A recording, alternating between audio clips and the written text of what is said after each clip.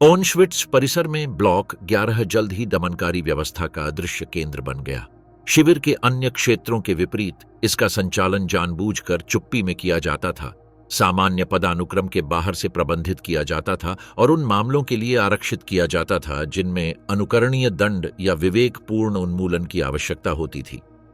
मुख्य शिविर के दक्षिण पश्चिम कोने में स्थित इमारत को स्वायत्तता के साथ संचालित करने के लिए शुरू से ही फिर से डिजाइन किया गया था। वहां नियमित मानदंड लागू नहीं किए गए थे, न ही प्रवेश या निकास के विस्तृत रिकॉर्ड थे। निर्णय उन चैनलों के माध्यम से किए गए थे जो सीधे गेस्टापो को जवाब देते थे और आदेशों ने शायद ही कभी दस्तावेजी निशान छोड़े हों। प्रवेश करने वाले कैदियों के भाग्य का फैसला कौन करता था? उन कोठरियों के अंदर क्या शर्तें लागू की गई थीं? और ब्लॉक 11 ने विनाश के एक नए रूप की शुरुआत क्यों की? भय की नींव। ब्लॉक 11 का प्रशासनिक उद्गम। सितंबर 1939 में पोलैंड पर जर्मन आक्रमण के बाद नाजी बलों ने एक ऐसी रणनीति लागू की जो केवल सैन्य विजय से परे थी। पोलिश बौद्धिक अभिजात वर्ग का नियोजित उन्मूलन। 1940 के मध्य तक ऑस्विसिम में पूर्व घुड़सवार सेना बैरकों को ऑनश्विट्स एकाग्रता शिविर में बदल दिया गया था और इस परिसर के भीतर एक विशेष इमारत ने ऐसी प्रतिष्ठा बनाना शुरू कर दिया जो अन्य सभी अत्याचारों को ग्रहण कर लेगी। इमारत को शुरू में 13 नंबर दिया गया था, जिसे बाद में ब्लॉक 11 नाम दिया गया। इसे राजनीतिक दमन के केंद्र के रूप में इस्तेमाल करने के लिए एसएस द्वारा रणनीतिक रूप से चुना गया था। मुख्य शिविर के दक्षिण पश्चिम कोने में इसका स्थान गुप्त अभियानों के लिए एकदम अलग था। मोटी ईंट की दीवारें, जिन्हें मूल रूप से पोलिश घुड़सवार अधिकारियों के आवास के लिए डिजाइन किया गया था, ने आने वाले संशोधनों के लिए आवश्यक ध्वनिक अलगाव और संरचनात्मक दृढ़ता दोनों प्रदान की। 1940 की गर्मियों के दौरान एसएस निर्माण टीमों ने विशिष्ट नवीनीकरण लागू किए जो शासन के वास्तविक इरादों को दर्शाते थे। लकड़ी की खिड़कियों की जगह स्टील की सलाखों ने ले ली। पूरे बेसमेंट में विशेष लॉकिंग तंत्र वाले बख्तरबंद दरवाजे लगाए गए। वेंटिलेशन नलिकाओं को जानबूझकर प्रतिबंधित किया गया था, जिससे ऐसा वातावरण बना जहां हवा के संचार को मिलीमीटर की सटीकता के साथ नियंत्रित किया जा सके। ब्लॉक 11 का प्रशासन शिविर पारिस्थितिकी तंत्र के भीतर एक अद्वितीय पदानुक्रम के तहत संचालित होता था। प्रत्यक्ष परिचालन नियंत्रण कैटोविस में गेस्टापो कार्यालय के पास था, जिसने सभी क्षेत्रीय राजनीतिक गिरफ्तारियों पर पूर्ण अधिकार क्षेत्र बनाए रखा। इस व्यवस्था ने यह सुनिश्चित किया कि ब्लॉक 11 सामान्य शिविर पदानुक्रम के बाहर काम करता था, जिससे एक समानांतर प्रणाली बनती थी जहां कानूनी सुरक्षाएं बस गायब हो जाती थीं। हर हफ्ते कैटोविस से परिवहन सूचियां आती थीं, जिनमें नाजी सत्ता के लिए कथित खतरे के आधार पर गिरफ्तारी के लिए चिन्हित व्यक्तियों के नाम होते थे। समावेशन के मानदंड लगातार बढ़ते गए। शिक्षक जिन्होंने जर्मन पाठ्यक्रम लागू करने से इनकार कर दिया था, पुजारी जिन्होंने पोलिश में सेवाएं देना जारी रखा, पूर्व सरकारी अधिकारी जो प्रतिरोध को प्रेरित कर सकते थे।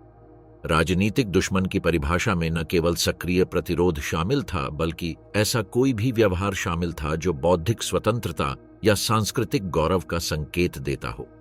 चयन प्रक्रिया ने शासन की सामाजिक गतिशीलता की परिष्कृत समझ को प्रदर्शित किया। स्पष्ट सैन्य खतरों को लक्षित करने के बजाय नाजियों ने अपना ध्यान सामुदायिक नेताओं पर केंद्रित किया, जिनके खात्मे से मनोवैज्ञानिक तबाही मच सकती थी।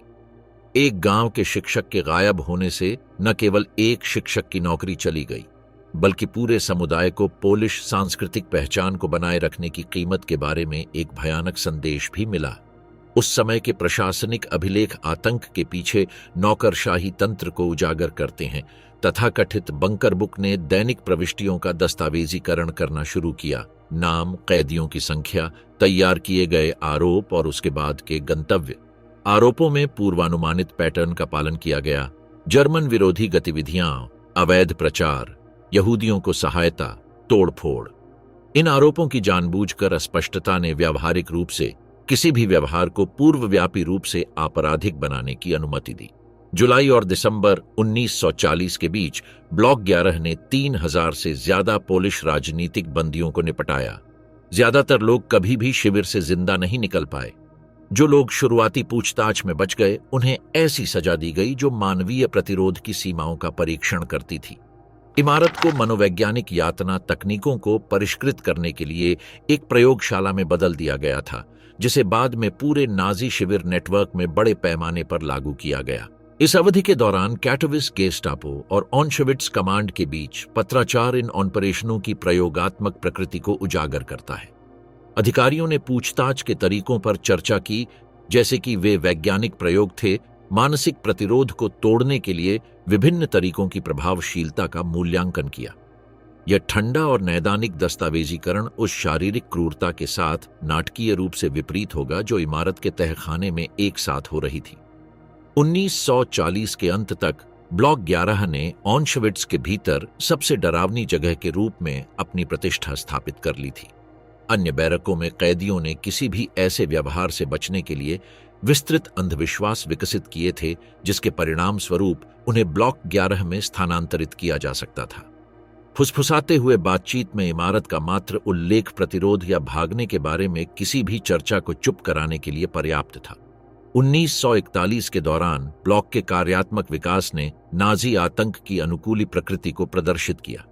शुरू में पोलिश राजनीतिक कैदियों को संसाधित करने के लिए डिजाइन की गई इमारत में जल्द ही सोवियत युद्ध के कैदियों, फ्रांसीसी प्रतिरोध के सदस्यों और चेक बुद्धिजीवियों को रखा जाने लगा। प्रत्येक नया समूह अलग अलग भाषाएं, संस्कृतियां और प्रतिरोध के तरीके लेकर आया, जिससे शिविर प्रशासकों को लगातार अपनी पूछताछ और सजा देने की तकनीकों को परिष्कृत करने के लिए मजबूर होना पड़ा। इस अवधि के दौरान शिविर से प्राप्त चिकित्सा रिपोर्ट में ब्लॉक 11 में बिताए गए समय और स्थायी शारीरिक और मानसिक गिरावट के बीच एक परेशान करने वाला संबंध दर्ज किया गया है। जिन कैदियों को वापस सामान्य आबादी में स्थानांतरित किया गया था, उनमें लगातार लक्षण दिखाई दिए। नाटकीय रूप से वजन कम होना, नींद संबंधी विकार, अतिरंजित चौंका देने वाली प्रतिक्रियाएं और खाली घूरने का एक विशेष रूप जिसे अन्य कैदी तुरंत पहचान लेते हैं। ब्लॉक 11 ने न केवल विशिष्ट व्यवहारों को दंडित किया, इसने अपने पीड़ितों के मनोविज्ञान को मौलिक रूप से बदल दिया। ब्लॉक 11 के आसपास विकसित समर्थन बुनियादी ढांचे ने संचालन के पैमाने का सबूत दिया। कैदियों को इमारत में लाने और ले जाने के लिए विशिष्ट प्रोटोकॉल स्थापित किए गए थे। विभिन्न प्रकार के उपचार को वर्गीकृत करने के लिए प्रशासनिक कोड विकसित किए गए थे। विभिन्न पूछताछ विधियों की प्रभावशीलता को ट्रैक करने के लिए दस्तावेजीकरण प्रणाली बनाई गई थी। आतंक के इस नौकरशाहीकरण ने यह सुनिश्चित किया कि सीखे गए सबक को संहिताबद्ध किया जा सकता है और पूरे रीच में अन्य शिविरों में दोहराया जा सकता है। दर्द की वास्तुकला, दुख का निर्माण कैसे हुआ? ब्लॉक 11 का आंतरिक डिजाइन हथियारबंद वास्तुकला का एक भयावह नमूना है। हर तत्व को मनोवैज्ञानिक और शारीरिक पीड़ा को अधिकतम करने के लिए सावधानीपूर्वक संशोधित किया गया था। जो कभी एक सैन्य बैरक था, उसे 3 आयामी मानव विनाश मशीन में बदल दिया गया। इमारत का तहखाना इस डरावनी वास्तुकला के मूल का प्रतिनिधित्व करता था। 4 मुख्य गलियारों में विभाजित, प्रत्येक में विशेष रूप से गणना किए गए आयामों के सेल लगे हुए थे। इस स्थान को व्यवस्थित रूप से अपने रहने वालों को अमानवीय बनाने के लिए डिजाइन किया गया था। इन कोशिकाओं का सटीक माप आकस्मिक नहीं था। वे पीड़ा को अधिकतम करते हुए मानव जीवन को बनाए रखने के लिए आवश्यक न्यूनतम आयामों को निर्धारित करने के लिए वर्षों के प्रयोग का प्रतिनिधित्व करते थे। आधिकारिक तौर पर स्टेहजेलन के नाम से जानी जाने वाली खड़ी कोठरियों का माप ठीक 90 सेंटीमीटर गुणा 90 सेंटीमीटर और ऊंचाई 180 सेंटीमीटर थी। इन आयामों के कारण व्यक्ति सीधा खड़ा रह सकता था, लेकिन आराम से बैठना या लेटना असंभव था। इनमें से 4 कोठरियां बेसमेंट के सबसे अलग थलग हिस्से में बनाई गई थीं, जिनमें से प्रत्येक में 5 गुणा 5 सेंटीमीटर का एक वेंटिलेशन उद्घाटन था। प्रत्येक कोठरी में प्रवेश के लिए कैदियों को जमीन के स्तर पर स्थित एक उद्घाटन के माध्यम से रेंगना पड़ता था, एक जानबूझकर अपमानजनक डिजाइन जो प्रवेश के क्षण से ही समर्पण की स्थिति को मजबूर करता था। इन कोठरियों के निर्माण में बारीकी से ध्यान देने का प्रमाण मिलता है। आंतरिक दीवारें खुरदरी सतह से ढकी हुई थीं, जिससे कैदियों के उन पर झुकने से खरोंच लग जाती थी, जो घंटों खड़े रहने के बाद थक जाते थे। फर्श को थोड़ा झुकाया गया था ताकि जमा पानी सूजे हुए पैरों को राहत न दे सके। कोई जल निकासी नहीं थी, जिससे यह सुनिश्चित हो जाता था कि मानव मल जमा हो जाएगा और अतिरिक्त अस्वास्थ्यकर स्थितियां पैदा होंगी। तहखाने से प्रकाश व्यवस्था पूरी तरह से हटा दी गई थी। यह पूर्ण अंधकार एक साधारण सुरक्षा उपाय से कहीं आगे निकल गया। ये एक गणनापूर्ण मनोवैज्ञानिक उपकरण था। दृश्य उत्तेजनाओं की पूर्ण अनुपस्थिति ने कैदियों को भ्रमित कर दिया, जिससे समय बीतने का पता लगाना असंभव हो गया और अस्तित्वगत अलगाव की भावना पैदा हुई, जो केवल शारीरिक कारावास से भी बढ़कर थी। कैदियों ने दिन और रात, वास्तविकता और भ्रम के बीच अंतर करने की क्षमता खो दी। जीर्णोद्धार के दौरान बेसमेंट के वेंटिलेशन सिस्टम को जानबूझकर कमजोर किया गया था। मूल वायु नलिकाएं आंशिक रूप से अवरुद्ध थीं, जिससे ऑक्सीजन का संचार इतना कम हो गया कि लगातार चक्कर आने लगे और सांस लेने में कठिनाई होने लगी।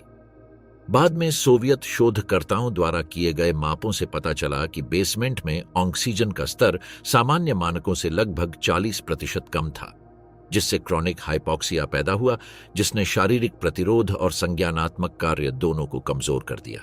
तहखाने में तापमान में उतार चढ़ाव यातना का एक अतिरिक्त साधन बन गया।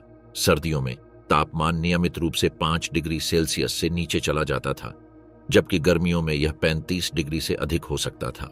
लगातार नमी, जो अक्सर 85% से अधिक होती थी, ऐसी परिस्थितियां पैदा करती थीं जो फफूंद और बैक्टीरिया के विकास को बढ़ावा देती थीं और शरीर के तापमान को नियंत्रित करना लगभग असंभव बना देती थीं। इन स्थितियों के शारीरिक प्रभावों को शिविर के चिकित्सा कर्मचारियों द्वारा सावधानीपूर्वक देखा और सूचीबद्ध किया गया था।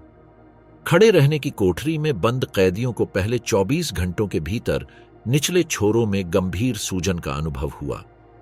मजबूर स्थिति के कारण रक्त संचार संबंधी समस्याएं पैदा हुईं, जिसके परिणाम स्वरूप सुन्नता और पुराना दर्द हुआ। 48 घंटों के बाद कई कैदियों में गंभीर निर्जलीकरण और मानसिक भटकाव के लक्षण विकसित हुए। ब्लॉक 11 के निर्माण में ध्वनिक अलगाव के लिए विशेष रूप से डिजाइन की गई सुविधाएं भी शामिल थीं। बाहरी दीवारों को ठोस ईंट की अतिरिक्त परतों से मजबूत किया गया था, जो न केवल ध्वनि को बाहर निकलने से रोकती थी, बल्कि इमारत के भीतर एक परेशान करने वाली प्रतिध्वनि भी पैदा करती थी। कैदियों की चीखें और कराह गलियारों में गूंजती थीं, जिससे पीड़ा की एक निरंतर ध्वनि बनती थी, जो सभी रहने वालों के लिए मनोवैज्ञानिक यातना का एक अतिरिक्त रूप बन गई थी। सामूहिक हिरासत के लिए इस्तेमाल की जाने वाली बड़ी कोठरियों ने पीड़ा इंजीनियरिंग के दूसरे आयाम को उजागर किया। ये कमरे, जो लगभग 4 गुणा 6 मीटर के थे, एक साथ 40 कैदियों को रखने के लिए डिजाइन किए गए थे। भीड़ इतनी ज्यादा थी कि सभी कैदी एक साथ लेट नहीं सकते थे। उन्हें बारी बारी से आराम करना पड़ता था, जबकि अन्य खड़े रहते थे। नींद से वंचित करना मानसिक प्रतिरोध को तोड़ने का एक और साधन बन गया। तहखाने के दरवाजों के डिजाइन में अतिरिक्त मनोवैज्ञानिक तत्व शामिल किए गए थे। प्रत्येक दरवाजे में आंखों के स्तर पर एक छोटी खिड़की लगी हुई थी, लेकिन इन दरवाजों को केवल बाहर से ही दिखाई देने के लिए डिजाइन किया गया था। कोठरियों के अंदर कैदी बाहर नहीं देख सकते थे, लेकिन उन्हें पता था कि उन्हें किसी भी समय देखा जा सकता है। निरंतर लेकिन अदृश्य निगरानी की इस अनुभूति ने लगातार व्यामोह पैदा किया, जो मुक्ति के बाद भी लंबे समय तक बना रहा। निर्माण में इस्तेमाल की गई सामग्री ने इस बात की परिष्कृत समझ प्रदर्शित की कि भौतिक सतहें मानसिक स्थिति को कैसे प्रभावित कर सकती हैं। फर्श के लिए इस्तेमाल किए गए कंक्रीट में एक खुरदरा मिश्रण था, जो कैदियों को रेंगने पर मजबूर करने पर त्वचा पर कट का कारण बनता था। धातु की सतहों को छूने पर लगातार ठंडा रहने के लिए उपचारित किया गया था, जिससे असुविधा की लगातार अनुभूति होती थी, जिससे शारीरिक विश्राम असंभव हो जाता था। उस समय की तकनीकी योजनाएं इस बात का सबूत है कि इन वास्तुशिल्प संशोधनों को बेतरतीब ढंग से लागू नहीं किया गया था। मूल डिजाइन में कई संशोधन दिखाई देते हैं, जिनमें से प्रत्येक डिजाइन के विशिष्ट पहलुओं को परिष्कृत करता है, ताकि यातना के साधन के रूप में इसकी प्रभावशीलता को अधिकतम किया जा सके। एसएस इंजीनियरों ने मनोवैज्ञानिकों और डॉक्टरों से परामर्श किया था, ताकि यह सुनिश्चित किया जा सके कि डिजाइन का हर तत्व योजनाबद्ध मनोवैज्ञानिक विनाश के सामान्य उद्देश्य में योगदान दे। मोंटेसाक्षी रसातल के हृदय से कहानियां। ब्लॉक 11 से निकले व्यक्तिगत साक्ष्य उन अनुभवों की अंतरंग झलकियां प्रदान करते हैं, जिन्होंने मानव प्रतिरोध और गिरावट के बारे में समझ की सभी पिछली सीमाओं को चुनौती दी। पत्रों, गुप्त भित्ति चित्रों और मौखिक साक्ष्यों में संरक्षित ये व्यक्तिगत विवरण आंकड़ों को मानवीय बनाते हैं और पीड़ा के ऐसे आयाम पेश करते हैं जो मात्र संख्याओं से परे हैं। मैक्सिमिलियन कोल्बे की कहानी ब्लॉक 11 के भीतर व्यक्तिगत बलिदान के सबसे अधिक प्रलेखित कृत्यों में से एक का प्रतिनिधित्व करती है। पोलिश फ्रांसिस्कन पादरी यहूदियों और प्रतिरोध सदस्यों की मदद करने के लिए फरवरी 1941 में गिरफ्तार किया गया। कैदी संख्या 16,670 के साथ ऑशविट्ज पहुंचा। उनका अनुभव शासन की व्यवस्थित क्रूरता और कुछ व्यक्तियों की चरम स्थितियों के तहत अपनी मानवता को बनाए रखने की असाधारण क्षमता दोनों को दर्शाता है। जुलाई 1941 में बैरक 14 से भागने के प्रयास के बाद डिप्टी कमांडर कार्ल फ्रिट्ज ने एक प्रतिशोध नीति लागू की जो मानक अभ्यास बन गई। एक ही बैरक से 10 कैदियों का चयन भूख से मरने के लिए किया गया। इस उपाय का उद्देश्य विशिष्ट अपराधियों को दंडित करना नहीं था, बल्कि यह प्रदर्शित करके आम जनता को आतंकित करना था कि व्यक्तिगत कार्यों के सामूहिक परिणाम होंगे। जब फ्रिट्ज ने दोषियों के नामों की घोषणा की तो चुने गए लोगों में से एक फ्रांसिसजेक गजोनिजेक अपनी पत्नी और बच्चों के बारे में बुरी तरह रो पड़ा। उस महत्वपूर्ण क्षण में कोल्बे आगे बढ़ा और उसकी जगह लेने की पेशकश की। यह निर्णय आवेगपूर्ण नहीं था, यह नाजी आतंक के कृत्य को मानवीय गरिमा की पुष्टि में बदलने के लिए एक सचेत विकल्प का प्रतिनिधित्व करता था। सेल 18, जहां कोल्बे ने अपने आखिरी 2 सप्ताह बिताए, प्रतिरोध के एक अनोखे रूप का दृश्य बन गया। शिविर के अभिलेखों में यह दर्ज है कि भुखमरी के शिकार अन्य कैदियों के विपरीत कोल्बे ने प्रार्थनाओं और फुसफुसाहट भरी बातचीत के माध्यम से अपने सेलमेट्स का मनोबल बनाए रखा। एसएस गार्ड शुरू में इस व्यवहार से हैरान थे, लेकिन जल्द ही सेल से दूर रहने लगे क्योंकि अंदर से आने वाली अकथनीय शांति से वे परेशान हो गए। अन्य कैदियों की गवाही से पता चलता है कि तहखाने में कोल्बे की मौजूदगी ने ब्लॉक 11 के माहौल को मौलिक रूप से बदल दिया। ब्रूनो बोर्गोविक, एक कैदी जो दुभाषिया के रूप में काम करता था, ने बाद में याद किया कि तहखाने की सामान्य चीखें और कराहने की आवाजें प्रार्थना करने वाली आवाजों से बदल गई थीं। आतंक के ध्वनि परिदृश्य का यह परिवर्तन प्रतिरोध के एक ऐसे रूप का प्रतिनिधित्व करता है जिसकी नाजियों ने उम्मीद नहीं की थी और जिसका वे प्रभावी ढंग से मुकाबला नहीं कर सकते थे। 14 अगस्त 1941 को 2 सप्ताह तक बिना भोजन या पानी के रहने के बाद कोल्बे होश में था, जबकि उसके 9 साथी मर चुके थे। शिविर के चिकित्सा अभिलेखों से पता चलता है कि एसएस एंटर्स चर्फहरर बोक ने कोल्बे के हृदय में सीधे कार्बोलिक एसिड का घातक इंजेक्शन लगाया था। शिविर के अभिलेखागार में सूचीबद्ध इस चिकित्सा निष्पादन ने पुजारी के आध्यात्मिक प्रतिरोध को तोड़ने में असमर्थता पर शासन की हताशा को उजागर किया। कोल्बे की मौत का असर ब्लॉक 11 से कहीं आगे तक फैला। गजोनिसेक, वह व्यक्ति जिसका जीवन बचा लिया गया था, युद्ध से बच गया और बलिदान का जीवंत प्रमाण बन गया। उसके बाद के वृत्तांतों ने भुखमरी की कोठरियों में दैनिक जीवन के सबसे विस्तृत वृत्तांतों में से एक प्रदान किया, जिसमें बताया गया कि कैसे कोल्बे की उपस्थिति ने उस अनुभव को बदल दिया जो पूरी तरह से निराशा का होना चाहिए था, जो शारीरिक पीड़ा से परे था। माला जिमेतबाम और एडवर्ड गैलिंस्की की कहानी ब्लॉक 11 से मानवीय गवाही के एक और आयाम का प्रतिनिधित्व करती है। बेल्जियम से निर्वासित पोलिश यहूदी जिमेतबाम ने कई भाषाओं में महारत हासिल करने के कारण शिविर में एक दुभाषिया के रूप में एक अद्वितीय स्थान हासिल किया था। इस पद ने उसे परिसर के भीतर अधिक गतिशीलता प्रदान की, लेकिन साथ ही उसे अधिकांश कैदियों की तुलना में शिविर की प्रशासनिक भयावहता से सीधे तौर पर अवगत कराया। गैलिंस्की, एक पोलिश राजनीतिक कैदी जिसका नंबर 13,932 था, को तोड़फोड़ की गतिविधियों के आरोप के बाद ब्लॉक 11 में स्थानांतरित कर दिया गया था। तहखाने की कोठरियों में बिताए गए समय ने उसे गहराई से प्रभावित किया था, लेकिन इसने प्रतिरोध करने के उसके दृढ़ संकल्प को भी मजबूत किया था। जब वह 1943 में जिमेटबाम से मिला तो दोनों ने न केवल अपने व्यक्तिगत भागने की योजना बनाना शुरू किया, बल्कि उन्होंने जो अत्याचार देखे थे उन्हें दस्तावेज करने का एक तरीका भी बनाया। उनका रिश्ता, जो सबसे असंभावित परिस्थितियों में पनपा, शिविर के आदेशित अमानवीयकरण के खिलाफ प्रतिरोध का एक मौलिक कार्य था। ब्लॉक 11 की दीवारों में छिपे उनके गुप्त अभिलेखों में पीड़ितों के नाम, फांसी की तारीखें और यातना के तरीकों को इतनी सटीकता से दर्ज किया गया था कि बाद में युद्ध के बाद के शोधकर्ताओं के लिए यह अमूल्य साबित हुआ। जुलाई 1944 की भागने की योजना सावधानी पूर्वक बनाई गई थी। जिमेटबाम ने शिविर प्रशासन में अपने काम के माध्यम से एक महिला एसएस वर्दी प्राप्त की थी, जबकि गैलिंस्की ने कार्य कमान में कनेक्शन के माध्यम से नकली पहचान दस्तावेज हासिल किए थे। उनकी उड़ान 3 सप्ताह तक चली, जिसके दौरान वे पोलिश प्रतिरोध के तत्वों को शिविर के बारे में जानकारी संचारित करने में कामयाब रहे। उनका पुनः पकड़ा जाना और उसके बाद फांसी की सजा एक ऐसी घटना बन गई जिसने कैदियों और सुरक्षाकर्मियों दोनों को ही उत्साहित कर दिया। प्रत्यक्षदर्शियों के बयानों में बताया गया है कि कैसे जिम एडबाम ने अपनी फांसी से कुछ क्षण पहले एक छिपे हुए रेजर से अपनी नसें काट लीं और नाजियों को सार्वजनिक फांसी की संतुष्टि देने के बजाय अपनी शर्तों पर मरना चुना। गेलिंस्की को ब्लॉक 11 के आंगन की दीवार के सामने गोली मार दी गई, लेकिन इससे पहले उसने प्रतिरोध के संदेश चिल्लाए जो पूरे शिविर में कैदियों द्वारा सुने गए। दोनों द्वारा अपनी अंतिम कोठरियों में छोड़े गए भित्ति चित्र उनके अंतिम घंटों का अनूठा दस्तावेजीकरण प्रदान करते हैं। पोलिश, जर्मन और यिडिश के मिश्रण में लिखे गए इन संदेशों में व्यक्तिगत प्रेम के कथनों के साथ शिविर संचालन के बारे में विशिष्ट जानकारी भी शामिल है। युद्ध के बाद इस भित्तिचित्र का संरक्षण सबसे निराशाजनक परिस्थितियों में भी सच्चाई को दस्तावेजित करने के असाधारण दृढ़ संकल्प को दर्शाता है। अक्टूबर 1944 के सोंडरकोमांडो विद्रोह ने दर्शाया कि किस तरह ब्लॉक 11 संगठित प्रतिरोध का केंद्र बिंदु बन गया था।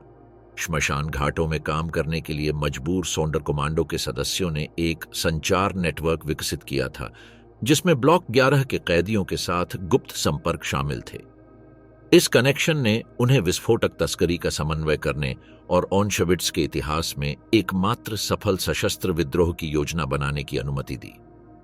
विद्रोह के नेताओं में से एक जालमन ग्रैडोव्स्की ने श्मशान घाट के संचालन को पांडुलिपियों में बड़े पैमाने पर दस्तावेज करने में कामयाबी हासिल की थी, जिसे उन्होंने श्मशान घाट 3 के पास दफना दिया था।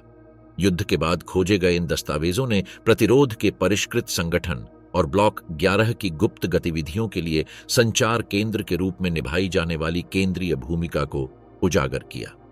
विद्रोह के प्रतिशोध में ब्लॉक 11 के प्रांगण में 451 सोंडरकोमांडो सदस्यों को मौत के घाट उतार दिया गया।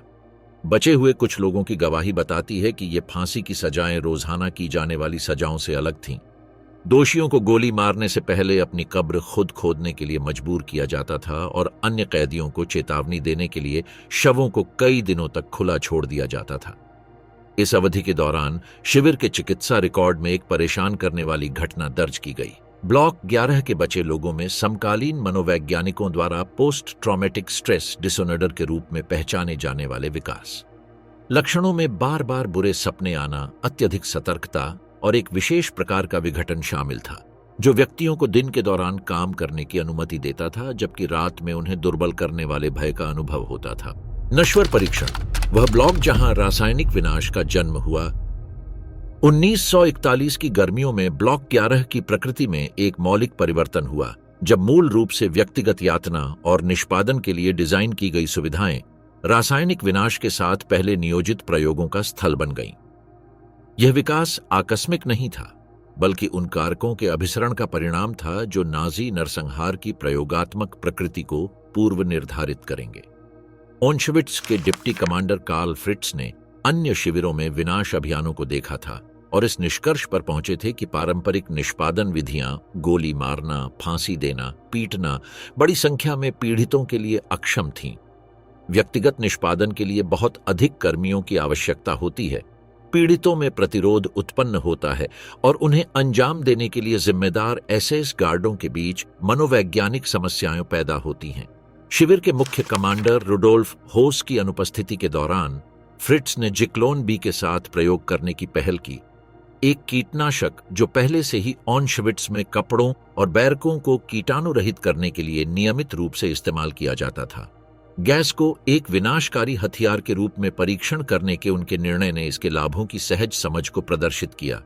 प्रत्यक्ष शारीरिक संपर्क के बिना तेजी से मौत, एक साथ कई पीड़ितों को संसाधित करने की क्षमता और अपराधियों और उनके पीड़ितों के बीच एक मनोवैज्ञानिक बाधा का निर्माण। इन प्रयोगों के लिए पहले पीड़ितों का चयन शासन के नस्लीय और राजनीतिक तर्क के अनुसार किया गया था। सोवियत युद्ध बंदियों को इसलिए चुना गया क्योंकि शासन उन्हें अंतर्राष्ट्रीय सम्मेलनों के तहत अधिकारों के बिना अमानवीय मानता था। इसके अतिरिक्त पकड़े गए लड़ाकों के रूप में उनकी स्थिति ने उन्हें स्थानीय जर्मन आबादी के बीच सहानुभूति पैदा करने के लिए कम संवेदनशील बना दिया। शिविर से अस्पताल के रोगियों को शामिल किया गया क्योंकि वे प्रशासन के लिए एक आर्थिक बोझ थे और क्योंकि उनकी कमजोर स्थिति ने उन्हें शारीरिक प्रतिरोध करने में कम सक्षम बना दिया था। तकनीकी तैयारी के लिए ब्लॉक 11 के बेसमेंट में विशेष संशोधनों की आवश्यकता थी। मौजूदा कोशिकाओं को विशिष्ट मानदंडों के आधार पर चुना और अनुकूलित किया गया। पीड़ितों की वांछित संख्या के लिए उपयुक्त आकार, वायुरोधी सीलिंग क्षमता और सुरक्षित शव निष्कासन के लिए बाद में वेंटिलेशन की आसानी। ये अनुकूलन पहले वर्णित वास्तुशिल्प संशोधनों से काफी भिन्न थे, जो विशेष रूप से घातक गैसों की रोकथाम और फैलाव पर ध्यान केंद्रित करते थे। पहला प्रयोग 3 सितंबर 1941 की सुबह हुआ। अस्पताल से लगभग 600 सोवियत युद्ध बंदियों और 250 पोलिश रोगियों को कीटाणु शोधन के बहाने तहखाने में ले जाया गया। एक बार जब पीड़ितों को चयनित कोशिकाओं में बंद कर दिया गया, तो गैस मास्क से लैस एसएस कर्मियों ने तहखाने की छत में विशेष रूप से बनाए गए छिद्रों के माध्यम से जाइक्लोन बी कणिकाओं को डाला। शिविर अभिलेखागार में संरक्षित प्रयोग की प्रशासनिक रिपोर्ट न केवल प्रक्रिया के तार्किक पहलुओं का दस्तावेजीकरण करती है, बल्कि इसकी प्रभावशीलता के बारे में विस्तृत अवलोकन भी करती है। रिपोर्ट बताती है कि मृत्यु 15 से 20 मिनट की अवधि के भीतर हुई, जो पिछले निष्पादन विधियों की तुलना में काफी तेज है। अधिक महत्वपूर्ण बात यह है कि इस प्रक्रिया में एसएस कर्मियों और पीड़ितों के बीच सीधे शारीरिक संपर्क की आवश्यकता नहीं थी, जिससे मनोवैज्ञानिक कारक समाप्त हो गया, जिसने पिछले निष्पादन को जटिल बना दिया था। प्रयोग के चिकित्सा दस्तावेज ने तकनीकी पहलुओं को उजागर किया, जिसे बाद में बिरकेनौ के गैस कक्षों में परिष्कृत किया गया। गैस सांद्रता, परिवेश का तापमान, आर्द्रता और कोशिका अधिभोग घनत्व सभी कारक थे जो प्रक्रिया की दक्षता को प्रभावित करते थे। इस डेटा को सावधानीपूर्वक सूचीबद्ध और विश्लेषित किया गया था, जिससे सामूहिक विनाश की पूर्णता के लिए एक विकृत वैज्ञानिक आधार तैयार हुआ। शव निपटान में कई तरह की चुनौतियां सामने आईं, जिसके कारण ऑशविट्ज में पहला सॉन्डर कमांडो बनाया गया। कैदियों के इस समूह, मुख्य रूप से यहूदियों और पोलिश लोगों को, प्रक्रिया के सबसे दर्दनाक पहलुओं को संभालने के लिए चुना गया था। शव को हटाना, सेल की सफाई, व्यक्तिगत सामान की छंटाई और श्मशान में ले जाना। शव प्रसंस्करण में जबरन श्रम का यह संगठन बाद के सभी विनाश कार्यों का एक अनिवार्य घटक बन गया।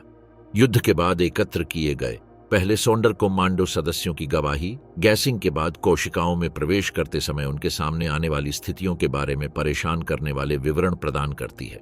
शवों पर हिंसक दम घुटने के निशान दिखाई दिए, दीवारों पर पंजों से खूनी नाखून, चेहरे पर अत्यधिक भय के भाव और इस बात के प्रमाण कि पीड़ितों ने अपने अंतिम क्षणों में सांस लेने लायक हवा पाने के लिए बेताब संघर्ष किया था। प्रयोग की तकनीकी सफलता के कारण अगले कुछ हफ्तों में इसे दोहराया गया और उसमें सुधार किया गया। कैंप अभिलेखागार में सितंबर और अक्टूबर 1941 के दौरान ब्लॉक 11 के बेसमेंट में जाइक्लोन बी के साथ कम से कम 5 अतिरिक्त प्रयोगों का विवरण है। प्रत्येक प्रयोग को विशिष्ट चरों का परीक्षण करने के लिए डिजाइन किया गया था। विभिन्न गैस सांद्रता, विभिन्न समूह आकार और प्रक्रिया दक्षता को अनुकूलित करने के लिए कई स्थान विन्यास। इन प्रयोगों के वैज्ञानिक दस्तावेजीकरण ने उनके अपराधियों की गहरी अशांत मानसिकता को उजागर किया। रिपोर्ट में मानव पीड़ितों का वर्णन ठंडे नैदानिक शब्दों में किया गया है, तकनीकी भाषा का उपयोग करके, जो जानबूझकर उस पीड़ा को अमानवीय बनाती है जिसका वे दस्तावेजीकरण कर रहे थे। प्रभावशीलता, समय, इष्टतम विषय घनत्व और वेंटिलेशन प्रोटोकॉल के बारे में टिप्पणियों ने सामूहिक हत्या को हल करने के लिए तकनीकी समस्याओं की एक श्रृंखला में बदल दिया। इन प्रयोगों के परिणामों को एसएस पदानुक्रम के माध्यम से तुरंत संप्रेषित किया गया। रुडोल्फ होस ने अपनी अनुपस्थिति से लौटने पर न केवल प्रयोगों को मंजूरी दी, बल्कि तुरंत उनके विस्तार और संहिताकरण की योजना बनाना शुरू कर दिया। इस अवधि के दौरान ऑशविट्ज और बर्लिन के बीच पत्राचार से पता चलता है कि ब्लॉक 11 के प्रयोगों को नाजियों द्वारा अवांछनीय तत्वों की समस्या कहे जाने वाले समाधान में एक महत्वपूर्ण प्रगति के रूप में देखा गया था। ब्लॉक 11 के बेसमेंट प्रयोगों से लेकर श्मशान आई तक के संक्रमण ने प्रयोगात्मक विनाश से लेकर औद्योगिक विनाश तक के विकास को चिह्नित किया। श्मशान आई ने महत्वपूर्ण लाभ प्रदान किए, अधिक क्षमता, बेहतर वेंटिलेशन और श्मशान भट्टियों के निकटता, जिसने शव परिवहन की रसद समस्या को समाप्त कर दिया। हालांकि ब्लॉक 11 में विकसित तकनीकी सिद्धांत और परिचालन प्रोटोकॉल मौलिक रूप से अपरिवर्तित रहे। भ्रष्ट विज्ञान जब दवा ही सजा बन गई। ब्लॉक 11 से कुछ मीटर की दूरी पर ब्लॉक 10 में नाजी आतंक का एक अलग लेकिन उतना ही भयावह आयाम था। चिकित्सा को एक उपचार पेशे से व्यवस्थित यातना के साधन में बदलना। कार्ल क्लॉबर्ग और होर्स्ट शूमैन के निर्देशन में यह इमारत चिकित्सा प्रयोगों का केंद्र बन गई, जिसने वैज्ञानिक अनुसंधान की आड़ में मानवीय क्रूरता की सीमाओं को फिर से परिभाषित किया। कार्ल क्लॉबर्ग अप्रैल 1942 में प्रभावशाली चिकित्सा साख और हेनरिक हिमलर के व्यक्तिगत समर्थन के साथ सामूहिक नसबंदी के तरीके विकसित करने के लिए ऑशविट्ज पहुंचे। उनका उद्देश्य अकादमिक नहीं बल्कि गहरा व्यावहारिक था। ऐसी तकनीकें बनाना जो नाजी शासन द्वारा अवांछनीय मानी जाने वाली पूरी आबादी की तेजी से और किफायती नसबंदी की अनुमति दे सकें। ऑशविट्ज में यहूदी महिलाएं इन प्रयोगों की अनैच्छिक विषय बन गईं। नस्लीय समस्या के तकनीकी समाधान की खोज में प्रयोगशाला सामग्री तक सीमित हो गई। क्लॉबर्ग द्वारा विकसित प्रक्रियाओं में परिष्कृत चिकित्सा ज्ञान को जानबूझकर की गई परपीड़न के साथ जोड़ा गया था। उनकी तकनीकों में कास्टिक पदार्थों, फॉर्मेलिन, सिल्वर नाइट्रेट और प्रयोगात्मक यौगिकों को सीधे पीड़ितों के गर्भाशय और फैलोपियन ट्यूब में सीधे इंजेक्ट करना शामिल था, जिन्हें विशेष रूप से अपरिवर्तनीय निशान पैदा करने के लिए विकसित किया गया था। ये प्रक्रियाएं एनेस्थीसिया के बिना की गईं, आपूर्ति सीमाओं के कारण नहीं, बल्कि प्रयोगात्मक प्रोटोकॉल के एक जानबूझकर हिस्से के रूप में। इन प्रयोगों के संरक्षित मेडिकल रिकॉर्ड यातना पर लागू संहिताकरण के स्तर को उजागर करते हैं। क्लॉबर्ग ने प्रत्येक प्रक्रिया का विस्तृत रिकॉर्ड बनाए रखा, जिसमें न केवल इंजेक्शन के तकनीकी पहलुओं बल्कि अपने पीड़ितों की शारीरिक और भावनात्मक प्रतिक्रियाओं का भी दस्तावेजीकरण किया गया। उनके नोट्स में दर्द के स्तर, चेतना खोने तक का समय और कास्टिक पदार्थों की विभिन्न सांद्रता की प्रभावशीलता के बारे में नैदानिक अवलोकन शामिल है। इस अवधि के दौरान हिमलर को लिखे गए क्लॉबर्ग के पत्र अपराधियों की मानसिकता के बारे में एक परेशान करने वाली झलक प्रदान करते हैं। जून 1943 के एक पत्र में क्लॉबर्ग ने गर्व से बताया कि वह महिला नसबंदी की एक गैर शल्य चिकित्सा पद्धति को पूर्ण करने में कामयाब रहा है और अपने ऑपरेशनों का विस्तार करने के लिए अतिरिक्त संसाधनों का अनुरोध किया। उनकी नैदानिक और निष्पक्ष भाषा उनके द्वारा की गई अत्यधिक पीड़ा के बारे में उत्तरजीवियों की गवाही के साथ नाटकीय रूप से विपरीत थी। युद्ध के बाद किए गए शव परीक्षणों में दर्ज इन प्रयोगों के एनाटोमोपैथोलॉजिकल परिणामों से पता चला कि पीड़ितों के प्रजनन तंत्र को भारी नुकसान पहुंचा है। फैलोपियन ट्यूब में पूरी तरह से निशान और पूरी तरह से रुकावट दिखाई दी। अंडाशय में गंभीर शोष दिखाई दिया और कई गर्भाशय में छिद्र हो गए, जिससे पेरिटोनिटिस और सेप्सिस हो गया। इन स्थितियों ने न केवल स्थायी बांझपन की गारंटी दी बल्कि अक्सर संक्रामक जटिलताओं से मृत्यु का कारण भी बनी। इसके साथ ही होस्ट शूमैन ने उच्च तीव्रता वाले विकिरण का उपयोग करके एक अलग लेकिन समान रूप से क्रूर दृष्टिकोण विकसित किया। उनकी कार्य प्रणाली में प्रजनन अंगों को एक्सरे के सीधे संपर्क में लाना शामिल था, जिसकी खुराक घातक स्तर से 10 या उससे अधिक गुना अधिक थी। इस्तेमाल किए गए एक्सरे उपकरण को विशेष रूप से शरीर के सटीक क्षेत्रों में विकिरण को केंद्रित करने के लिए संशोधित किया गया था, जिससे पीड़ितों की प्रतिक्रियाओं की निगरानी करते हुए लक्षित ऊतकों को अधिकतम नुकसान पहुंचाया जा सके। शूमैन के प्रायोगिक प्रोटोकॉल में एक ही पीड़ित को लंबे समय तक बार बार एक्सपोजर देना शामिल था, जिससे समय के साथ ऊतक क्षति की प्रगति का दस्तावेजीकरण होता था। उनके अभिलेख मानव प्रजनन ऊतक पर विकिरण प्रभावों के साथ एक विकृत वैज्ञानिक आकर्षण दिखाते हैं, अपने पीड़ितों को प्रयोगशाला के नमूनों के रूप में मानते हैं, जिनकी पीड़ा ने उनकी तकनीकों को परिपूर्ण करने के लिए मूल्यवान डेटा प्रदान किया। इन प्रयोगों के दौरान ली गई चिकित्सा तस्वीरें शिविर अभिलेखागार में संरक्षित हैं, जो इन प्रक्रियाओं के विनाशकारी शारीरिक परिणामों का दस्तावेजीकरण करती हैं। छवियों में गंभीर विकिरण जलन, व्यापक ऊतक परिगलन और भारी एक्स-रे खुराक के कारण होने वाली विकृतियां दिखाई देती हैं। ये तस्वीरें अपराधों का दस्तावेजीकरण करने के लिए नहीं, बल्कि चिकित्सा प्रकाशनों में उपयोग के लिए वैज्ञानिक रिकॉर्ड के रूप में ली गई थीं, जिन्हें शूमैन ने युद्ध के बाद प्रकाशित करने की योजना बनाई थी। उत्तरजीवियों की गवाही मानवीय आयाम प्रदान करती है, जिसे चिकित्सा सांख्यिकी नहीं पकड़ सकती। विकिरण प्रयोगों से बचने वाली कुछ महिलाओं में से एक वेरा अलेक्जेंडर ने बाद की गवाही में बताया कि कैसे पीड़ितों को 15 मिनट तक चलने वाले एक्सपोजर के दौरान गतिहीन रहने के लिए मजबूर किया गया था। दर्द इतना तीव्र था कि कई महिलाएं बेहोश हो गईं, केवल होश में आने के बाद और अतिरिक्त एक्सपोजर के अधीन होने के लिए। बच्चों पर किए गए प्रयोग इन ऑपरेशनों के एक विशेष रूप से परेशान करने वाले आयाम को दर्शाते हैं। बच्चों और किशोरों को वयस्कों के समान ही प्रक्रियाओं के अधीन किया गया था, लेकिन विकासशील जीवों पर नसबंदी के प्रभावों का अध्ययन करने के लिए संशोधित प्रोटोकॉल के साथ। मेडिकल रिकॉर्ड में 8 साल की उम्र के बच्चों पर किए गए प्रयोगों का दस्तावेज है, जिनका इलाज उसी नैदानिक ठंडक के साथ किया गया जो इन ऑपरेशनों के सभी पहलुओं की विशेषता थी। क्लॉबर्ग, शूमैन और अन्य शिविर चिकित्सकों के बीच सहयोग ने एक प्रयोग नेटवर्क स्थापित किया जो ब्लॉक 10 से कहीं आगे तक फैला हुआ था। ऑशविट्ज में एकत्र किए गए डेटा को जर्मनी के चिकित्सा संस्थानों के साथ साझा किया गया, जिसमें प्रतिष्ठित विश्वविद्यालय और कैसर विल्हेम संस्थान शामिल थे। इस अकादमिक सहयोग ने जर्मन चिकित्सा समुदाय के भीतर प्रयोगों को वैध बनाया और यह सुनिश्चित किया कि प्राप्त ज्ञान को मुख्य धारा के चिकित्सा अनुसंधान में एकीकृत किया जाए। इन प्रयोगों के नैतिक निहितार्थ उनके तत्काल पीड़ितों से कहीं आगे तक फैले हुए थे। संगठित यातना में प्रमुख डॉक्टरों की भागीदारी चिकित्सा नैतिकता की एक मौलिक विकृति का प्रतिनिधित्व करती है, जिसका पेशे पर दीर्घकालिक प्रभाव पड़ेगा। इन प्रयोगों के प्रत्यक्ष जवाब में विकसित नूरनबर्ग कोड के सिद्धांत चिकित्सा प्रयोगों के लिए अंतर्राष्ट्रीय मानक स्थापित करेंगे, जो आज भी लागू हैं। सजा के रूप में सेक्स, ऑशविट्ज वेश्यालय। 1943 में हेनरिक हिमलर ने एक निर्देश जारी किया जो नाजी शिविर तंत्र के सबसे परेशान करने वाले आयामों में से एक को स्थापित करेगा। नियंत्रण और प्रेरणा के उपकरण के रूप में एकाग्रता शिविरों के भीतर वेश्यालय बनाना। ऑशविट्ज 1 का ब्लॉक 24 इस नीति के कार्यान्वयन का स्थल बन गया, जिसने यौन शोषण को नाजी उत्पीड़न प्रणाली के एक औपचारिक घटक में बदल दिया। इस निर्देश के पीछे तर्क ने मानव मनोविज्ञान की परिष्कृत समझ को भयावह उद्देश्यों के लिए लागू किया।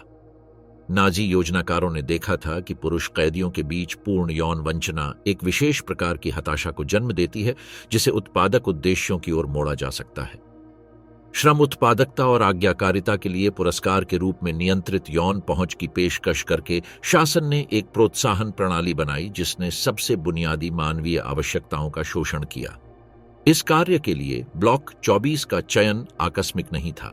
मुख्य शिविर के किनारे पर इसका स्थान विवेक की आवश्यकता वाले कार्यों के लिए आवश्यक अलगाव प्रदान करता था, जबकि विशेषाधिकार प्राप्त कैदी बैरकों के निकट होने से नियंत्रित पहुंच की सुविधा मिलती थी। 1943 की गर्मियों के दौरान लागू किए गए वास्तुशिल्प संशोधनों ने इमारत को संगठित यौन शोषण के लिए एक विशेष सुविधा में बदल दिया। वेश्यालय के लिए चुनी गई महिलाओं को ऐसे मानदंडों के आधार पर चुना गया था जो ऑपरेशन की गणना की गई प्रकृति और शासन के नस्लीय पूर्वाग्रहों को उजागर करते थे। पीड़ितों में पोलिश राजनीतिक कैदी सबसे ज्यादा थे, जिन्हें इसलिए चुना गया क्योंकि उनकी राजनीतिक स्थिति के कारण जर्मन गार्डों के बीच उनकी सहानुभूति कम हो गई थी। आम अपराधियों के रूप में वर्गीकृत जर्मन कैदियों को इसलिए शामिल किया गया क्योंकि शासन उन्हें नैतिक रूप से अपमानित मानता था और इसलिए इस तरह के शोषण के लिए उपयुक्त था। भर्ती प्रक्रिया में नाजी मनोवैज्ञानिक हेरफेर की परिष्कृतता प्रकट हुई। महिलाओं को बेहतर रहने की स्थिति, अधिक खाद्य राशन और कुछ मामलों में जल्दी रिहाई के अस्पष्ट वादे दिए गए।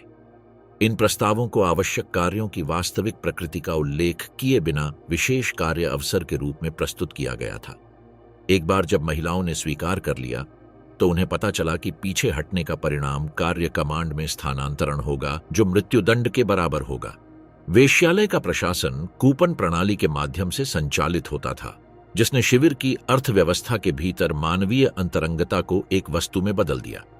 पुरुष कैदी असाधारण श्रम उत्पादकता, शिविर प्रशासन के साथ सहयोग या अन्य कैदियों के बीच प्रतिरोध गतिविधियों के बारे में सूचना देने के लिए पुरस्कार के रूप में कूपन प्राप्त कर सकते थे। प्रत्येक कूपन सीमित अवधि के लिए मुलाकात की अनुमति देता था, जिससे एक ऐसा बाजार बनता था जो पूरी तरह से मानव कामुकता का व्यवसायीकरण करता था।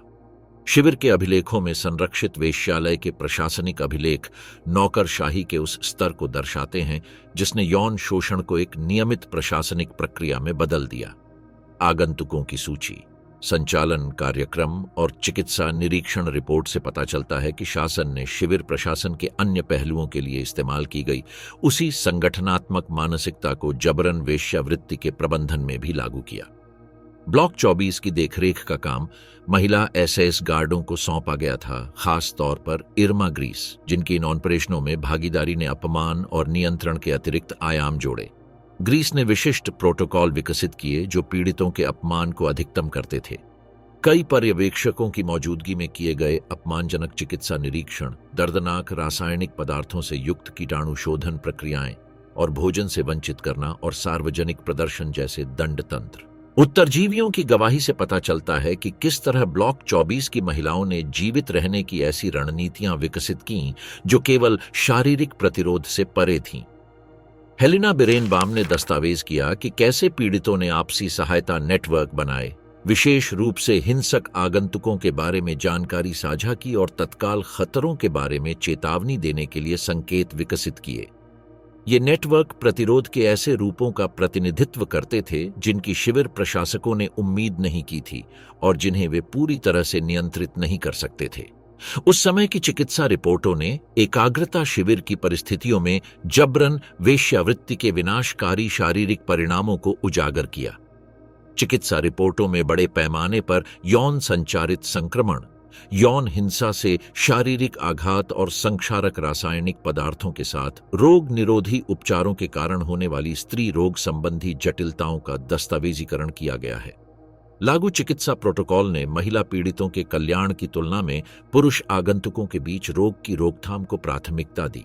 इन नियोजित बलात्कारों के परिणाम स्वरूप होने वाली गर्भधारण को प्रोटोकॉल के माध्यम से संभाला गया था, जो नाजी क्रूरता के अतिरिक्त आयामों को प्रकट करता था। मेडिकल रिकॉर्ड में ब्लॉक 24 की महिलाओं में कम से कम 9 पुष्टिकृत गर्भधारण का दस्तावेज है। सभी को बिना एनेस्थीसिया के जबरन गर्भपात के माध्यम से समाप्त किया गया और अक्सर ऐसी जटिलताओं के परिणाम स्वरूप मृत्यु हो गई। इन प्रक्रियाओं को शिविर की आधिकारिक शब्दावली में आवश्यक चिकित्सा हस्तक्षेप के रूप में सूचीबद्ध किया गया था। ब्लॉक 24 के भीतर प्रतिरोध ने ऐसे रूप धारण किए जो पीड़ितों और अपराधियों दोनों की अपेक्षाओं को चुनौती देते थे। कुछ महिलाओं ने प्रतिरोध नेटवर्क को खुफिया जानकारी प्रदान करके ऑपरेशनों को विफल करने में कामयाबी हासिल की, जबकि अन्य ने यात्राओं को इतना अप्रिय बनाने के तरीके विकसित किए कि नियमित आगंतुक विकल्प तलाशने लगे। प्रतिरोध के इन रूपों ने सबसे अपमानजनक परिस्थितियों में भी गरिमा बनाए रखने की मानवीय क्षमता को प्रदर्शित किया। ब्लॉक 24 के संचालन के अभिलेखों ने शिविर तंत्र के अन्य पहलुओं के साथ भी संबंध स्थापित किए जो पहले अज्ञात थे।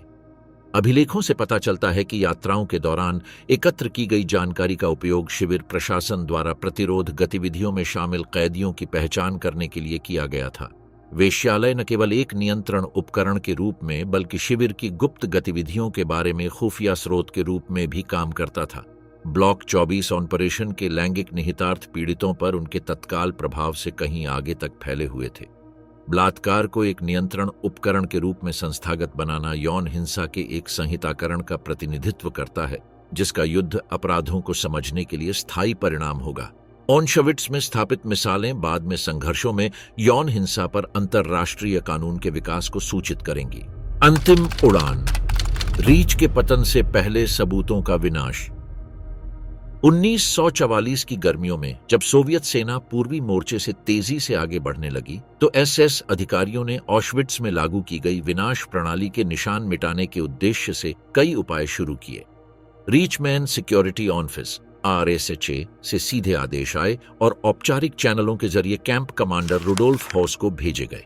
निर्देश सटीक थे, सभी भौतिक और दस्तावेजी सबूत नष्ट कर दें जो पकड़े जाने की स्थिति में शासन को नुकसान पहुंचा सकते हैं। पहली कार्रवाइयों में सबसे कम इस्तेमाल किए जाने वाले गैस चैम्बरों को आंशिक रूप से नष्ट करना और कुछ रेलवे परिवहन मार्गों को बाधित करना शामिल था जो कैदियों को बिरकेनौ लाते थे। सामूहिक निर्वासन को रोकने का आदेश हिमलर द्वारा हिटलर को सामरिक परिवर्तन के बारे में दी गई रिपोर्ट से मेल खाता था, जिसका उद्देश्य विनाश को रोकना नहीं था बल्कि इसे छिपाना था। आंतरिक रूप से नष्ट करने के लिए सुविधाओं की सूची विस्तृत की गई, विध्वंस करने के लिए विशिष्ट कार्य आदेश दिए गए और चल रही गतिविधियों के किसी भी वार्तालाप या उल्लेख पर पूर्ण सेंसरशिप लगाई गई। कैंप प्रशासन और कैटोविस गेस्टापो के बीच समन्वय निरंतर था। प्रत्येक चरण को सावधानीपूर्वक रिकॉर्ड किया गया तथा विश्वसनीय कर्मियों द्वारा निष्पादित किया गया ताकि कोई निशान न छोड़ा जा सके। सितंबर और दिसंबर 1944 के बीच ऑशविट्ज कर्मियों ने फाइल उन्मूलन का एक व्यवस्थित अभियान चलाया। कैदियों के प्रवेश रिकॉर्ड, निष्पादन सूचियां, श्मशान प्रशासनिक दस्तावेज और आंतरिक पत्राचार एकत्र किए गए और उन्हें तात्कालिक भट्टियों में ले जाया गया या सीधे खुले हवा के गड्ढों में जला दिया गया। संचालन अबटेलुंग 3 राजनीतिक कार्यालय द्वारा आयोजित किए गए थे और एसएस अधिकारियों द्वारा पर्यवेक्षण किया गया था, जो सीधे बर्लिन को जवाब देते थे। समानांतर में उन्होंने शिविर के भीतर प्रमुख संरचनाओं को नष्ट करने या नष्ट करने के लिए आगे बढ़े। ब्लैक वॉल को ध्वस्त कर दिया गया और इसकी सामग्री को बाड़े के बाहर स्थानांतरित कर दिया गया। श्मशान 4 और 5 के गैस कक्षों को टोटेनकॉप्फ बैंड इंजीनियरों द्वारा रखे गए विस्फोटक चार्ज के साथ ध्वस्त कर दिया गया। ब्लॉक 11 की दीवारों को शिलालेखों से साफ किया गया और उनके निरीक्षण को रोकने के लिए कुछ कोशिकाओं को चिनाई से सील कर दिया गया। श्मशान भट्टियों को आंशिक रूप से नष्ट कर दिया गया। गेट और आंतरिक तत्वों को हटा दिया गया या पिघला दिया गया। कुछ गोदामों को खाली कर दिया गया और कैदियों की व्यक्तिगत वस्तुओं की बड़ी मात्रा को परिसर के परिधीय क्षेत्रों में दफना दिया गया। दृश्य दस्तावेजीकरण को भी समाप्त कर दिया गया। फोटोग्राफिक निगेटिव, तकनीकी योजनाएं और मेडिकल रिकॉर्ड सामान्य अभिलेखों के साथ जला दिए गए। हालांकि सिस्टम की विशालता के कारण कई सबूत या तो बरकरार रहे या खराब तरीके से नष्ट हो गए, जिससे उन्हें बाद में पुनर्प्राप्त करना संभव हो गया। शिविर के संचालन के अंतिम महीनों के दौरान ऑशविट्ज के आंतरिक कामकाज के बारे में जानकारी रखने वाले जोखिम भरे कैदियों की फांसी की सजा में तेजी आई। इनमें सोंडर कमांडो के सदस्य, नर्स, दुभाषिए और भूतपूर्व कांपो शामिल थे, जिन्होंने श्मशान या परिवहन विभागों में काम किया था। कई लोगों को बिना किसी पूर्व सूचना के ब्लॉक 11 में स्थानांतरित कर दिया गया और फांसी के प्रांगण में या अभी भी खड़े श्मशान के पिछले हिस्से में गोली मार दी गई। अन्य लोगों को कैंप अस्पताल में जहर दिया गया या घातक इंजेक्शन के जरिए मार दिया गया। प्रशासन ने गैर रिलीजेबल के रूप में चिह्नित नामों के साथ विशेष सूचियां बनाए रखीं, जिन्हें साप्ताहिक रूप से अपडेट किया जाता था। सफाई के आदेश भी धीरे धीरे समाप्त कर दिए गए। यहूदी मूल के कैदियों को फांसी देने को प्राथमिकता दी गई, जिन्होंने विनाश सुविधाओं के संपर्क में काम किया था, विशेष रूप से वे जो पढ़ लिख सकते थे या आंतरिक दस्तावेजों तक पहुंच रखते थे। कुछ को अपनी कब्र खुद खोदने के लिए मजबूर किया गया। इसका उद्देश्य न केवल गवाहों को खत्म करना था, बल्कि सामान्य निकासी से पहले कैदियों की संख्या को कम करना था। ये अंतिम फांसी शिविर के उच्च कमान की प्रत्यक्ष निगरानी में बाहरी गवाहों के बिना और आधिकारिक पुस्तकों में टिप्पणियों के बिना की गई। कई मामलों में बाद में उनकी पहचान न हो सके, इसके लिए शवों का तुरंत अंतिम संस्कार कर दिया गया। 17 जनवरी 1945 को शिविर प्रशासन ने निकासी योजना को सक्रिय किया। 56,000 से अधिक कैदियों को संगठित स्तंभों में ऑशविट्ज और उसके उप शिविरों को छोड़ने के लिए मजबूर किया गया था। उनमें से अधिकांश पुरुष और महिलाएं थीं, जिन्हें अभी भी चलने में सक्षम माना जाता था। कैदियों को 500 से 1000 लोगों के समूहों में विभाजित किया गया और उन्हें पश्चिम की ओर ग्रॉसरोसिन, बुचेनवाल्ड या माउथॉसेन जैसे शिविरों की ओर भेजा गया। इन मार्चों को बाद में मृत्यु मार्च कहा गया, क्योंकि वे कठोर परिस्थितियों में किए गए थे। कैदियों को उपशून्य तापमान में कम कपड़ों के साथ पर्याप्त भोजन या आराम के बिना चलने के लिए मजबूर किया गया था। जो लोग रुक गए, थकावट से गिर गए या समूह से विचलित होने की कोशिश की, उन्हें सशस्त्र अनुरक्षकों द्वारा मौके पर ही मार दिया गया। ऐसा अनुमान है कि इन मार्चों के दौरान 9,000 से 15,000 लोगों की मौत हुई। एसएस कर्मियों ने प्रस्थान करने से पहले शेष रिकॉर्ड को जल्दी से नष्ट कर दिया। कार्यालयों को खाली कर दिया गया या जला दिया गया। बचे हुए गार्डों को निर्देश दिए गए कि जैसे ही निकासी पूरी हो जाए वे शिविर को छोड़ दें। कुछ उच्च पदस्थ अधिकारियों ने शरणार्थियों के बीच भागने के लिए नागरिक कपड़ों का इस्तेमाल किया। डॉक्टरों और प्रशासनिक कर्मियों का एक छोटा समूह उन बीमार लोगों की देखभाल कर रहा था जिन्हें निकाला नहीं जा सका था। आदेश था कि उन्हें बिना किसी सहायता के मरने दिया जाए। 27 जनवरी 1945 को रेड आर्मी के पहले यूक्रेनी मोर्चे की इकाइयां संगठित प्रतिरोध का सामना किए बिना ऑस्विचिम की परिधि तक पहुंच गईं। आखिरी एसएस सदस्य 2 दिन पहले भाग गए थे। ऑशविट्ज़ में प्रवेश करने वाले पहले सोवियत समूह ने खाली बैरकों में घंटों तक गश्त की, इससे पहले कि उन्हें एहसास हुआ कि अभी भी जीवित कैदी बचे हुए हैं। उन्हें एक अराजक दृश्य का सामना करना पड़ा। कुछ इमारतें आंशिक रूप से नष्ट हो गईं, जबकि अन्य बरकरार रहीं। कुल मिलाकर लगभग 7,000 कैदियों को मुक्त किया गया, जिनमें से अधिकांश गंभीर स्थिति में थे। ऑशविट्ज आंशिक रूप से ढहने की स्थिति में पाया गया था। हालांकि गैस चैम्बर और श्मशान को उड़ा दिया गया था, फिर भी कई सुविधाएं काम कर रही थीं। कपड़े, सामान, बिखरे हुए कागज, जमे हुए शव और हाल ही में हुई फांसी के निशान पाए गए। बिर्केनॉ क्षेत्र में बैरकों में अभी भी व्यक्तिगत बर्तन थे और अस्पताल लाशों से भरा हुआ था। सड़न की गंध लगातार बनी हुई थी। सोवियत डॉक्टरों ने सबसे गंभीर मामलों में भाग लेना शुरू कर दिया और फील्ड अस्पताल स्थापित किए। अधिकारियों ने जो कुछ भी पाया उसका दृश्य रूप से दस्तावेजीकरण किया और जगह पर नियंत्रण हासिल करने तक प्रेस प्रविष्टि में देरी की। मुक्ति के बाद के हफ्तों के दौरान सोवियत और पोलिश जांच दलों ने शिविर का व्यवस्थित निरीक्षण किया। सबूतों को नष्ट करने के प्रयास के बावजूद जांचकर्ताओं ने परिवहन रिकॉर्ड, कैदी लेखा पुस्तकें और ऑशविट्ज और बर्लिन के बीच आंतरिक पत्राचार सहित बड़ी मात्रा में बरकरार दस्तावेज बरामद किए। छिपे हुए गोदामों में टनों पैक किए गए मानव बाल पाए गए। लगभग 370,000 पुरुषों के सूट, 800,000 से अधिक महिलाओं के वस्त्र और जूतों के ढेर। कुछ मामलों में दंत कृत्रिम अंग, चश्मा और लेबल वाले बर्तन पाए गए। ढह गए श्मशान की संरचनाओं की पत्थर दर पत्थर जांच की गई। अवशेषों से ओवन का वस्तुतः पुनर्निर्माण किया गया और उनके आयामों और क्षमताओं का दस्तावेजीकरण किया गया। मानव राख से भरे गड्ढों की पहचान की गई, जिसमें पहचानने योग्य अस्थि अवशेष थे। बिर्केनॉ की जमी हुई जमीन में सामूहिक कब्रों को खोदा गया। कील के निशान वाली आंतरिक दीवारें पाई गईं, जो गैसिंग के दौरान पीड़ितों के संघर्ष को दर्शाती हैं। आने वाली ट्रेनों का मार्ग दिखाने के लिए आंतरिक रेलवे प्रणाली का एक हिस्सा संरक्षित किया गया था। मुक्त किए गए कैदियों की गवाही चिकित्सा टीमों, अनुवादकों और एनकेवीडी अधिकारियों द्वारा एकत्र की गई थी। इन घोषणाओं और पाई गई वस्तुओं का उपयोग क्राको और नूर्नबर्ग में आयोजित न्यायिक प्रक्रियाओं में किया गया था।